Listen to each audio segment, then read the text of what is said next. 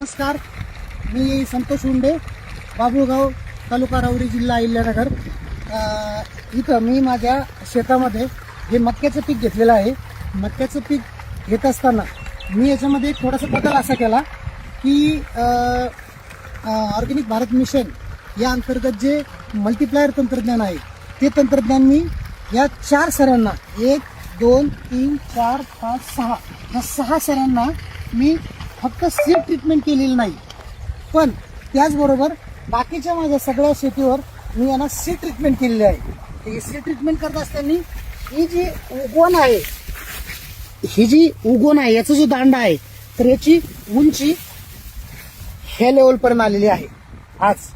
आणि ही टोटल 21 दिवसाची मक्का आहे. आणि त्याचबरोबर ज्या प्लॉटला आपण सीड ट्रीटमेंट केलेली नाही तर तिची या पद्धतीने वाढ झालेली आहे. त्यानंतर आम्ही जे फ्लोनी पाणी द्यायचं होतं ते आम्ही सगळ्या क्षेत्राला दिलेलं आहे. हे आम्ही फक्त सीड ट्रीटमेंटचा एवढा फरक आहे. मला तुम्हाला दाखवायचं आहे काय की फक्त सीड ट्रीटमेंटनी जर एवढा फरक पडत असेल आणि याचा असेल तर जर या पूर्ण प्लॉटला सीड ट्रीटमेंट आणि खालून जमिनीतून दिल्यानंतर याचा हा खूप मोठा उत्पादनामध्ये फरक दिसू शकतो.